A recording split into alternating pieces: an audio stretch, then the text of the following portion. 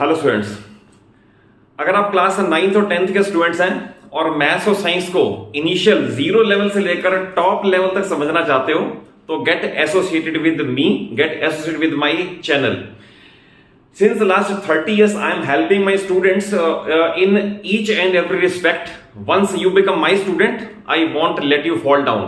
तो I assure you, subscribe my channel and knowledge is guaranteed. मैं आपको हर video में कम से कम टाइम में ज्यादा से ज्यादा नॉलेज देने की कोशिश करता हूं. और इस वीडियो में मैं कवर कर रहा हूं नियरली 20 वो क्वेश्चंस जो रिपीटेडली बोर्ड एग्जाम्स में बार बार आए हैं. और इन set of 4 questions her question useful है और लाइकली इनमें से एक आधा क्वेश्चन एज इट इज आपका बोर्ड में या प्री बोर्ड में आपको भी अपीयर हो जाएगा. तो इन क्वेश्चंस को थॉरली लर्न कर लें and try to get rich advantage of my rich experience. तो स्टार्ट करते हैं क्वेश्चन नंबर 1 से. अगर सपोज ए फिगर ना गिवन हो, सिर्फ ये दे रखा हो prove that in 2 concentric circles chord of larger circle touching the smaller circle is bisected at the point of contact. तो देखिए फिगर अपने आप बनानी पड़ेगी. Concentric means 2 circle with same centre. इसका अलग मीनिंग है, ये पता होना चाहिए. chord of larger circle touching the smaller circle, that is inner circle को तो टच करे और बड़े सर्कल के लिए वो chord हो. तो ये प्रूव करके दिखाना है is bisected at the point of contact. यानी टू प्रूव हमारा ये बन गया एपी और बीपी इक्वल है. तो देखिए इसके अंदर आपको मैं नरेट कर देता हूं क्या लिखना है, क्योंकि लिखूंगा तो it will consume little bit more time और टाइम इज वेरी प्रेशियस. देखिए इसके अंदर आप ये लिखोगे since AB is touching the smaller circle therefore it is a tangent to the smaller circle. Touching means a tangent. Then you will write OP is radius. AB आपने बताया tangent, OP is radius. तो theorem ये है tangent is perpendicular to radius through point of contact. That is इतना लिखने के बाद आपने ये लिखना है OP perpendicular AB. थ्योरम आपको मैंने बता दी, tangent और radius point of contact पे perpendicular होते हैं. तो आपने ये प्रूव कर दिया. देन उसके बाद एक 9th की थ्योरम है. अब बड़े सर्कल के लिए ये chord है, ये सेंटर से मैंने परपेंडिकुलर प्रूव कर दिया. तो 9th ये थ्योरम है prove that perpendicular from centre bisects the chord. तो आप उसका रिजल्ट अप्लाई करोगे कि ये O से P तक परपेंडिकुलर है, AB एक chord है, it means AP is equal to BP, hence it is bisected at the point of contact. तो मेरे इस तरह से प्रोनाउंस करने के बाद आप इसके नोट्स जरूर प्रिपेयर कर लो और फिर अकॉर्डिंगली वैसा ही एग्जाम में प्रेजेंट कर दो तो फुल मार्क्स अवार्ड हो जाते हैं. देखिए इस क्वेश्चन में ये फिगर गिवन होगी, ये प्रूव करना है कि AP या AQ is half the perimeter of triangle. और ये क्वेश्चन रिपीटेडली बोर्ड में कई बार आता है. तो देखिए इसके अंदर स्टार्ट करेंगे पेरीमीटर से. तो पेरीमीटर क्या है? Perimeter is the sum of all sides, that is AB plus BC plus AC. Then मान लो ये पॉइंट ऑफ कॉन्टेक्ट है तो I can replace it as BC को कर दो BR plus CR and AC as it is. अब आप देखिए यहां से BR और BP टेंजेंट हैं and we know that length of tangents from external point are equal. तो इसे रिप्लेस कर दें तो AB प्लस BR की जगह करते हैं BP. सिमिलरली CR और CQ ये भी टेंजेंट है, इसको भी रिप्लेस करते हैं CQ प्लस AC. अगर आप केयरफुली देखें तो AB और BP मिलके AP बन रहा है AP एंड AC और CQ मिलके बन रहा है AQ. तो I will right AP plus AQ. और अगर पूरी फिगर देखें AP और AQ फिर टेंजेंट है तो that is we can say length of tangents from external point are equal. तो इसे मैं कर दूंगा ट्वाइस ऑफ AP. इधर वर्ड वही चल रहा है पेरीमीटर ट्रायंगल ABC. अब क्योंकि 2 यहां मल्टीप्लाइड है इधर आके डिवाइड करेगा, therefore we have proved that AP is equal to half perimeter of triangle ABC. देखिए क्वेश्चन में भी अगर फिगर नहीं दे रखी तो लैंग्वेज क्या है? लैंग्वेज ये है prove that tangents at the extremities of A chord, it means and points of chord, extremities of A chord make equal angle with the chord. और इसमें अगर ये दे दिया विदाउट प्रोड्यूसिंग टेंजेंट्स तो फिर आपको सोचना पड़ेगा कैसे करें. जैसे एक ऑप्शन ये है कि हम टेंजेंट्स को प्रोड्यूस कर दें, लेटर से ये कहीं मीट करते हैं तो मैं वहां से ये कह दूं कि ये और ये दो इक्वल हैं. थ्योरम ये है कि length of tangents from external point are equal, hence by isosceles property हम ये कह सकते हैं दो एंगल इक्वल हैं।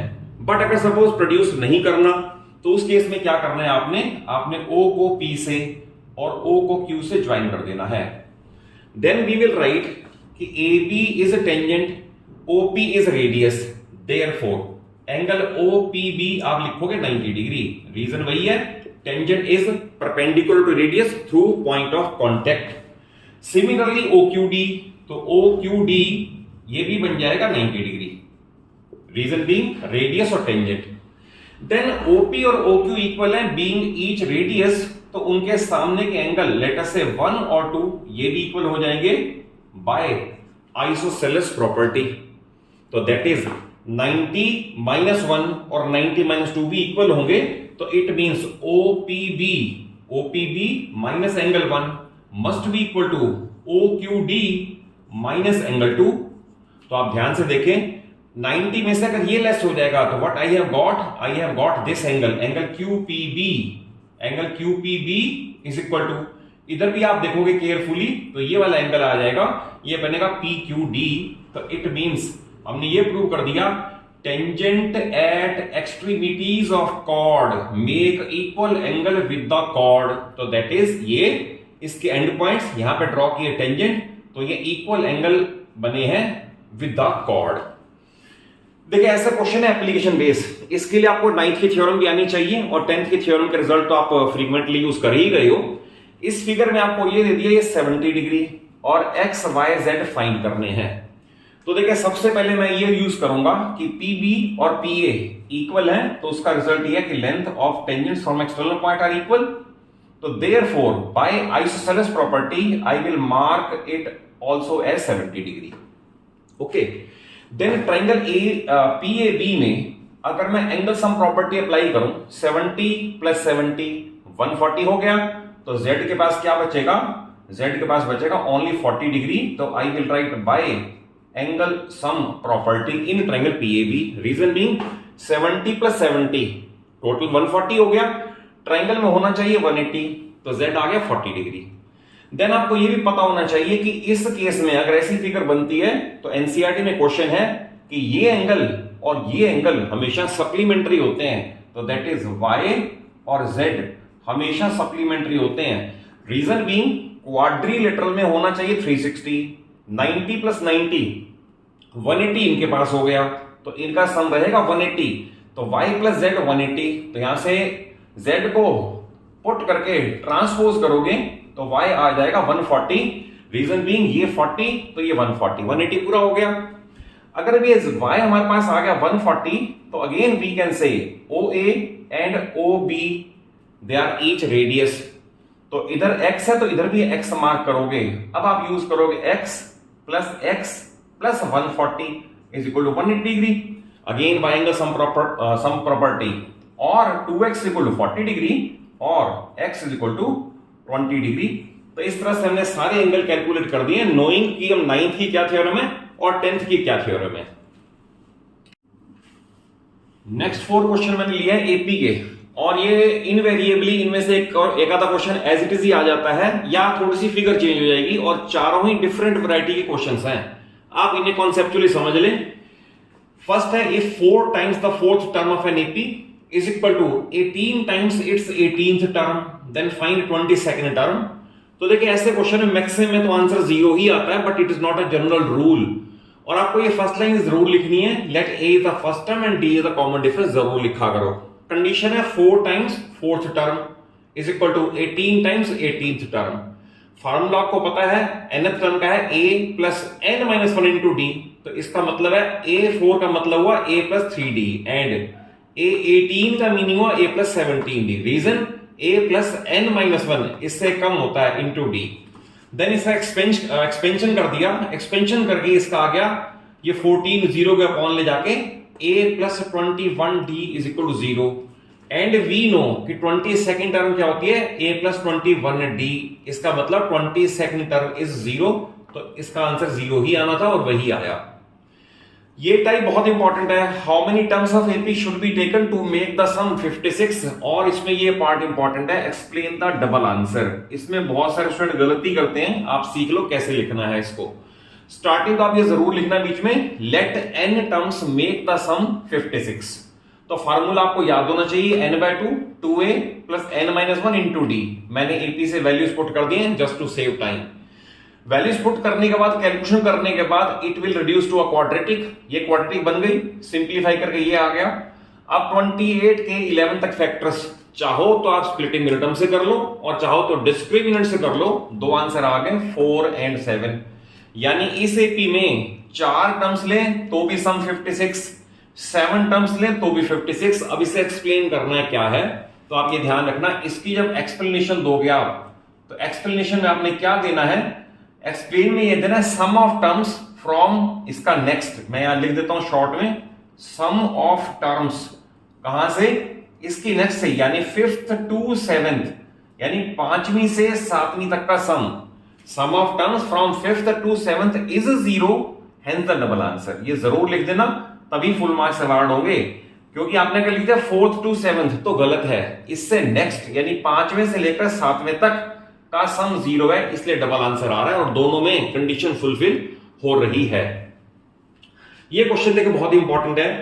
For what value of k given 3 terms are consecutive terms of AP. आपको के इसमें एक जगह, दो जगह या तीनों जगह पढ़ा होगा, तो आप इसमें इंपॉर्टेंट ये शॉर्ट में सीख ले कैसे करना है। अगर मान लो ए बी सी एपी में है, तो सिर्फ एक ही कंडीशन है कि common difference must be same, यानी b minus a must be equal to c minus b. Okay, b को इधर ले आए तो 2b is equal to a plus c. तो आप ये समझ लें, जब भी ऐसा क्वेश्चन आएगा, twice of the middle term should be equal to sum of extreme terms. मैंने यही काम किया है, ये मिडल टर्म है, इसका मैंने दुगना ले लिया, twice of the middle term is equal to sum of extreme terms, और बाकी कैलकुलेशन से k is equal to 5, 100% okay होगा। बट ये ध्यान रखना, जब भी 3 टर्म्स इन एपी हो तो एक ही कंडीशन होती है, कॉमन डिफरेंस सेम होना चाहिए। उसकी मैंने समरी बता दी, twice of the middle term is equal to sum of extreme terms. देखिए इसमें आपको दे रखा है nth term of an AP is 2n+1, find Sn। तो ध्यान रखना, जब भी आपको nth टर्म दे रखी हो, nth term will be a linear in n, यानी पावर 2 नहीं हो सकती इसके अंदर जब भी nth दे रखी होगी, और जब भी सम आएगा तो पावर 2 जरूर होगी, ये पहचान है इसकी। अब आपको दे रखा है nth टर्म ये है, तो आपको मैं एक इजी मेथड बता दूं, जब भी आपको nth टर्म दे रखी हो और उसके ऊपर एक नहीं 50 क्वेश्चन पूछ लें, आप सबसे पहला काम ये किया करो कि n is equal to 1 2 3 put करके एक्चुअल एपी ऑब्टेन कर लो, और उसके बाद जितने भी क्वेश्चंस होंगे सारे हो जाएंगे। जैसे इसमें मैंने यहां किया, 1 पुट किया, 3 2 पुट किया, 5 3 पुट किया, 7, तो हमारे पास एक्चुअल एपी आ गई। अब इस एपी का सम ऑफ n टर्म्स का formula n/2 2a plus n-1 into d. A और डी मुझे पता है, यहां से मैंने पिकअप कर लिए, यहां वैल्यूज पुट कर दी, सिंप्लीफाई करते गए, तो देयरफॉर अगर an ये है तो Sn n² प्लस 2n होगा। और इस मेथड से करके चलोगे एपी को एक्चुअल ऑब्टेन करके, तो कोई भी क्वेश्चन इस टाइप का गलत हो ही नहीं सकता। नेक्स्ट 4 क्वेश्चंस पॉलिनोमियल के डिस्कस करने से पहले एक छोटी सी बात और डिस्कस करना चाहूंगा कि बहुत सारे चैनल एज ऑन डेट आपको 9th और 10th की नॉलेज देने की कोशिश करते हैं, बट आप सीरियसली ये सोचो कितने उनमें से ऐसे हैं जो आपको कम से कम टाइम में ज्यादा से ज्यादा कंटेंट देने की कोशिश करते हैं, एंड सेकेंडली कितना उनका एक्सपीरियंस है। तो experience has its own value. अब उसी एक्सपीरियंस को शेयर करते हुए आपके साथ ये 4 क्वेश्चन अलग अलग वैरायटी के हैं, अल्फा बीटा वाले पॉलिनोमियल के, और चारों ही बड़े इंपॉर्टेंट हैं। फर्स्ट है question, alpha and beta are zeros of this polynomial, then find alpha cube plus beta cube. Obvious है, हमेशा पॉलिनोमियल से alpha plus beta minus b by alpha beta c by, 2 फार्मूले आपको सबसे पहले लिख ही लेने हैं क्योंकि ये तो यूज होने ही है। अब इसमें आपको जब तक फार्मूला याद नहीं होगा कि a plus b the whole cube is equal to a cube plus b cube plus 3ab a plus b, तब तक आप इस क्वेश्चन को अटेम्प्ट नहीं कर सकते। तो सबसे पहले फार्मूला लिखा आपने, alpha plus beta the whole cube is equal to alpha cube beta cube 3 alpha beta alpha plus beta. Simply यहां वैल्यू पुट कर दें, इसे तो रहने दें क्योंकि इसकी वैल्यू तो हमें फाइंड करनी है, ऐसे तो छोड़ दें, और इन दोनों की वैल्यू हमें पता ही है। बाकी ट्रांसपोजिशन करके एलसीएम लेके कैलकुलेशन से मैंने आपको बता दिया इसका ये आंसर आएगा। जस्ट टू सेव टाइम, कम से कम टाइम में ज्यादा से ज्यादा नॉलेज देने के लिए मैंने सॉल्यूशन भी कर दिए आपके लिए। देखिए ये क्वेश्चन बड़ा इंपॉर्टेंट है। फॉर व्हाट वैल्यू ऑफ के zeros of polynomial differ by unity. देखिए आप इस लैंग्वेज से बहुत सारे स्टूडेंट कंफ्यूज हो जाते हैं कि क्या इसका मीनिंग है। डिफर बाय यूनिटी और unity means one, nothing else. तो देखिए इसके अंदर फिर वही आपने alpha plus beta minus b by alpha beta c by तो लिख ही लेने हैं क्योंकि हर क्वेश्चन में यूज हो नहीं है। अब इसके अंदर आपको एक फार्मूला ये याद करना है, a plus b the whole square minus a minus b the whole square is equal to 4ab। तो मैंने ये यूज किया alpha plus beta the whole square minus alpha minus beta the whole square is equal to 4 alpha beta. जब भी ये आएगा differ by unity तो that is ये तो हमें पता होता है, बट इनमें डिफरेंस का कोई केस नहीं है तो हम ये फार्मूला यूज कर लेते हैं। मैंने यहां पर वैल्यू पुट की के स्क्वायर, यहां इसको इधर ले आए, इसे उधर ले गए और इसकी वैल्यू आपको मैंने बताई 1 है। 1 का स्क्वायर भी 1 और उधर जाके हो गया 49 और टेकिंग रूट बोथ साइड से k प्लस माइनस 7। अब इसमें ध्यान रखना k इक्वल 7 एंड माइनस 7 दोनों ही आंसर हैं। अगर सपोज आप इसके बाद आप ये लिखते हो k is equal to 7, even then ये परफेक्ट नहीं है। फिर आप किसी टीचर को ये ना कहें कि मेरे इसके अंदर मार्क्स क्यों कट कर दिए, ये आपको पता होना चाहिए। Whenever we take square root both side, जब भी स्क्वायर रूट लोगे तो न्यूमेरिकल वैल्यू के आगे प्लस माइनस जरूर लगाना है। रीजन बीइंग 7 का स्क्वायर वो 49 माइनस 7 का स्क्वायर वो भी 49, तो 49 का रूट तो कुछ भी हो सकता था ना। तो इसलिए ध्यान रखना, आपको परफेक्शन सिखाने के लिए बता रहा हूं कि आपको प्लस माइनस लेना ही लेना है सो दैट आपको फुल मार्क्स ही अवार्ड हो। नेक्स्ट है if sum of zeros is zero then find k. देखिए ये क्वेश्चन मैंने इसलिए लिया है, बहुत सारे स्टूडेंट इसको एज इट इज स्टार्ट कर देते हैं। तो आप जब तक किसी पॉलिनोमियल को स्टैंडर्ड फॉर्म में ना लाएं, स्टार्ट ना करें। रीजन बीइंग एबीसी ही डिफाइंड नहीं है तो that is all terms containing x square अलग, ऑल टर्म्स कंटेनिंग एक्स अलग एंड विदाउट एक्स अलग, तब एबीसी डिफाइन होते हैं। तो इसमें सबसे पहले ब्रैकेट ओपन होगा 2kx माइनस के, देन इसकी ट्रांसपोजिशन हुई। देन मैंने क्या किया, अब एक्स स्क्वायर का कोएफिशिएंट 1 ये तो a बनेगा और x छोड़ के विद माइनस साइन ये सारा ये b बनेगा और ये बनेगा c। अब हमें ये दे रखा है सम ऑफ जीरोस इज जीरो, तो minus b by is equal 0 यानी b इज इक्वल 0 यानी 1 प्लस 2 के 0 तो k is equal minus half. इतना सिंपल क्वेश्चन है, बट अगर आप इसे रीअरेंज नहीं करते, आपने एज इट इज शुरू कर दिया तो 100% है you will be awarded 0 marks, nothing. Next ये क्वेश्चन भी बहुत इंपॉर्टेंट है कि find k if alpha and beta which are zeros of polynomial this they are satisfying the condition 3 alpha plus 2 beta is equal 20। तो देखिए इसमें ये जो कंडीशन एक दे रखी है, बट हमें पॉलिनोमियल अल्फा प्लस बीटा तो बता ही सकता है 6 और अल्फा बीटा भी लिख के रख लो क्योंकि ये तो आपको हर क्वेश्चन में लिखने ही लिखने हैं। अभी हमारा क्वेश्चन बन जाता है लीनियर इक्वेशन 2 वेरिएबल जैसा। एक कंडीशन ये गिवन है, एक हमने ये कर ली, तो अगर मैं इसी को 2 से मल्टीप्लाई करके इक्वेशन को 2 से मल्टीप्लाई करके यहां दोबारा लिख दूं तो I can solve it as a linear equation in 2 variable. यहां से अल्फा निकल आएगा 8, अल्फा यहां पुट करेंगे, ट्रांसपोज करेंगे, बीटा निकल आएगा -2, तो अल्फा बीटा दोनों आ गए और अल्फा बीटा हमारा c बाय यानी k पहले से लिखा हुआ है। It means k is equal to -16 जो कि इसका फाइनल आंसर है।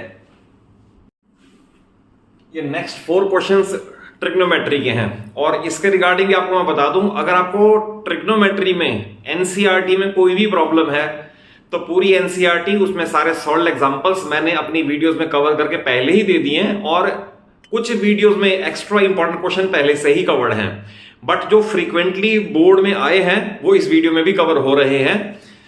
जैसे क्वेश्चन ये है if tangent theta is equal to p upon q then find the value of this expression. देखिए यूजुअली स्टूडेंट क्या करते हैं कि जब सिंगल टी रेशो दे रखा हो और ट्राइंगल बनाएंगे, टेंजेंट है opposite upon adjacent, opposite upon adjacent लिखेंगे, ये निकाल लेंगे बाय Pythagoras theorem, then sine theta cos theta निकाल लेंगे, इसकी वैल्यूज पुट करेंगे तो बिल्कुल ठीक है वो चल जाएगा। बट अभी रिसेंटली मैंने देखा हाफ ईयरली में स्टूडेंट्स ने ये कंप्लेन की कि we could not complete the paper, reason भी हमें स्पीड उतनी बना नहीं पाए और क्वेश्चन आते हुए भी छूट गए। तो मैं आपको हर क्वेश्चन में अपने एक्सपीरियंस से ये बताने की कोशिश जरूर करता हूं कि आप कैसे टाइम भी सेव कर सकते हो, आपका क्वेश्चन भी ठीक हो और टाइम भी सेव हो, स्पीड भी बने।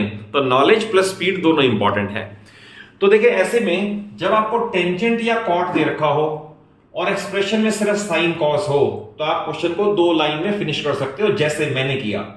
इस क्वेश्चन में बीच में एक लाइन लिखनी पड़ेगी, divide each term of numerator and denominator by cos theta. तो मैं इसके अपॉन कॉस थीटा लिखूंगा, टेंजेंट बन गया, इसके अपॉन कॉस तो खत्म, sine upon cos tangent and cos upon cos finish only Q. तो मुझे सिंपली टेंजेंट थीटा की वैल्यू दे रही है, ट्रायंगल बनाने की नीड ही नहीं पड़ेगी। टेंजेंट थीटा की वैल्यू पी अपॉन क्यू है, मैंने पुट कर दी, एलसीएम लिया and I get the answer. तो आप भी इसे सीखो कि अगर ऐसा टेंजेंट या कॉट में दे रखा हो और एक्सप्रेशन सिर्फ साइन और कॉस में हो तो आपको ट्रायंगल बनाने की नीड नहीं है, you can save a lot of time. देखिए ये क्वेश्चन बहुत इंपॉर्टेंट है, not only this single question, ऐसे क्वेश्चन 10 और बन सकते हैं कि आपको दे रखा है sign theta plus cosec theta 2, find the value of sine cube theta plus cos cube theta, sine power 4 theta cosec power 4, power 7, power 8, power 12, कितने भी क्वेश्चन बन सकते हैं। तो मैंने आपको एक ही क्वेश्चन बना के दिया आपको सिर्फ समझाने के लिए कि क्वेश्चन चलता कैसे, ऐसे वाला। इसमें मैंने कर दिया find sine n theta plus cosec n theta, power में एन ही कर दिया, इसमें कितने भी क्वेश्चन बना लो प्रोसेस तो सबका एक ही चलेगा। मैंने इसे कॉसेक थीटा को लिख लिया 1 अपॉन साइन थीटा, एलसीएम लिया और क्वाड्रेटिक में कन्वर्ट कर लिया sine square theta minus 2 sine theta plus 1 is equal to 0।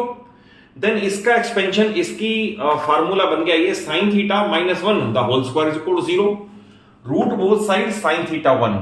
तो अगर साइन थीटा 1 है, अब इंपॉर्टेंट बात यह है कि मैं इसकी 4th पावर रेज करूं, 10th पावर रेज करूं, 11th पावर रेज करूं या nth पावर रेज करूं, तो 1 की तो उतनी पावर 1 ही रहेगी। तो मैंने इसमें nth पावर रेज की है बोथ साइड, ये तो बन गया sine n theta, 1 raise power n again 1। अब साइन का उल्टा होता है cosec theta, you know it very well. तो अगर साइन थीटा 1 है तो कोसेक थीटा भी 1 ही होगा, क्यों 1 का उल्टा भी 1 ही है।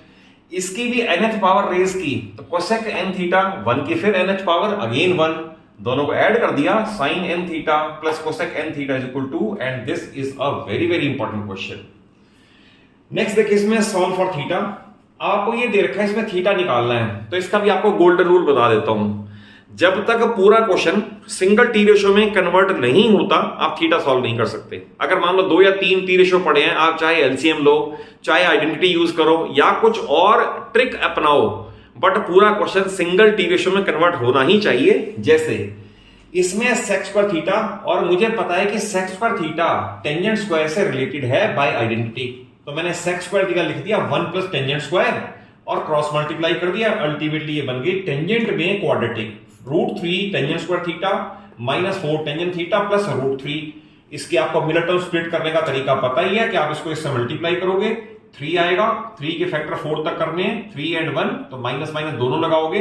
तो मैंने वो बीच में लिखा नहीं है बट आप इस तरीके से कर सकते हो। इसके 2 फैक्टर बन गए, tangent theta minus √3 and 3 tangent theta minus √3। तो इंडिविजुअली इसे 0 पुट करोगे, टेंजेंट थीटा की वैल्यू है √3 और ये आपको पता है कि टेंजेंट 60 की वैल्यू √3 है, therefore theta is equal to 60 degree.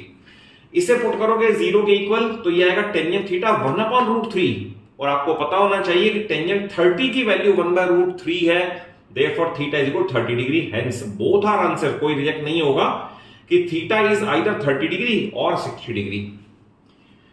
ऐसे क्वेश्चन भी बहुत सारे, छोटा सा क्वेश्चन है ये कि आपको ये प्रूव करना है कि इसकी वैल्यू कोसेक थीटा के इक्वल है। तो देखिए इसके अंदर मैंने, क्योंकि आइडेंटिटी है cosec square theta minus cot square theta 1, तो मैंने कॉट स्क्वायर थीटा के लिए लिख दिया कोसेक स्क्वायर माइनस 1 और इस 1 को भी मैंने बाद में 1 का स्क्वायर कर दिया ऐसे।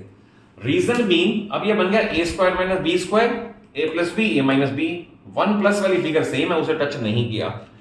कोसेक प्लस 1 न्यूमरेटर में, कोसेक प्लस 1 डिनोमिनेटर में कैंसिलेशन हो गया। अब बचा 1 प्लस कोसेक माइनस 1, मैंने यहां लिख दिया 1 plus cosec minus 1 cancellation and cosec theta. और लास्ट 4 क्वेश्चन क्वाड्रेटिक इक्वेशन के कवर करने से पहले आपको 1 मिनट के अंदर क्लास 10th की मैं इंपॉर्टेंस समझा दूं, क्योंकि वेरी सून आप 3 to 4 मंथ्स में एक क्लास क्वालिफाई करके आगे निकल जाओगे। आप इस क्लास को हल्के में लेके ना चलो, आप कोई सा भी एंट्रेंस टेस्ट दोगे, कोई सा भी कॉम्पिटिटिव एग्जाम दोगे, 10th के मैथ्स की इंपॉर्टेंस को कभी भी कम नहीं, आप इवन आप आईएएस ऑफिसर का भी टेस्ट दोगे तो भी 10th के मैथ्स की इंपॉर्टेंस को कहीं भी इग्नोर नहीं किया जा सकता। तो आप इसे हल्के में ना लें, मैं रिपीटेडली बोलता हूं, कॉन्सेप्ट वाइज समझ के चलो और क्वेश्चंस को अपने हाथ से प्रैक्टिस करो। The more you practice the more you become master. तो देखिए क्वेश्चन कौन कौन से हैं। सॉल्व फॉर एक्स, क्वाड्रेटिक दे रखी है। ये क्वेश्चन मैंने इसलिए लिया है कि इसके अंदर अगर आप एक थोड़ा सा आइडिया लगा लें तो again you can save a lot of time. Otherwise आप इसको डिस्क्रिमिनेंट पे ले जाओगे, डी फाइंड करोगे, देन डिस्क्रिमिनेंट फार्मूला में वैल्यू पुट करोगे and it will be a lot of time consuming, और आपका एग्जाम में रिपीटेडली फिर वही बात है कि अगर आपको 35 to 40 क्वेश्चंस करने हैं और आपके आते हुए क्वेश्चन भी छूट जाए due to your less speed, तो ये भी तो एक स्टेज खराब है ना। तो इससे अच्छा है कि आप ऐसे मेथड भी सीख लें कि आपका टाइम भी सेव हो।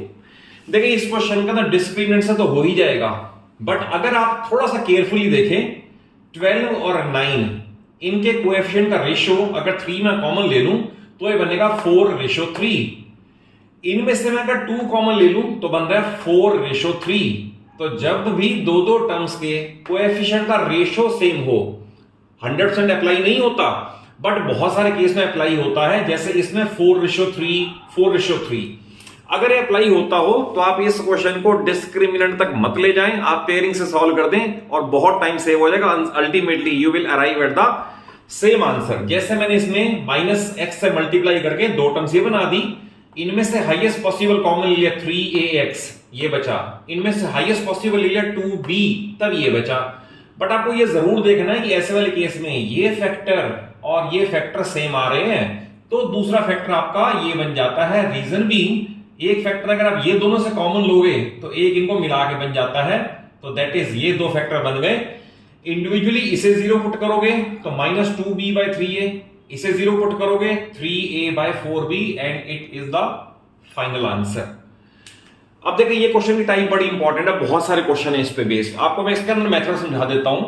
इसमें if price of a book is reduced by ₹5, 5 रुपए कॉस्ट पर बुक कम हो जाए, then a person can purchase 5 more books for ₹300, find original price of book। तो हमने ये लिखा है कि let books x परचेज है, टोटल अमाउंट 300 है, therefore cost per book is 300/x। क्योंकि 300 रुपए में x अगर बुक्स आती हैं, आप इसे डिवाइड कर दो तो you get the cost per book. तो कॉस्ट पर बुक पहले केस में ये है, सेकंड केस में ये दे रखा है person can purchase 5 more books. पहले थी बुक्स x, अब 5 ज्यादा हो गई, तो अब ये केस 2 में है कॉस्ट पर बुक। अब इसके अंदर इंपॉर्टेंट है इक्वलिटी क्रिएट करना। आप ये समझ लें इक्वलिटी कैसे क्रिएट करते हैं, क्योंकि अगर यहां गलती हो गई तो सारा क्वेश्चन बेकार है।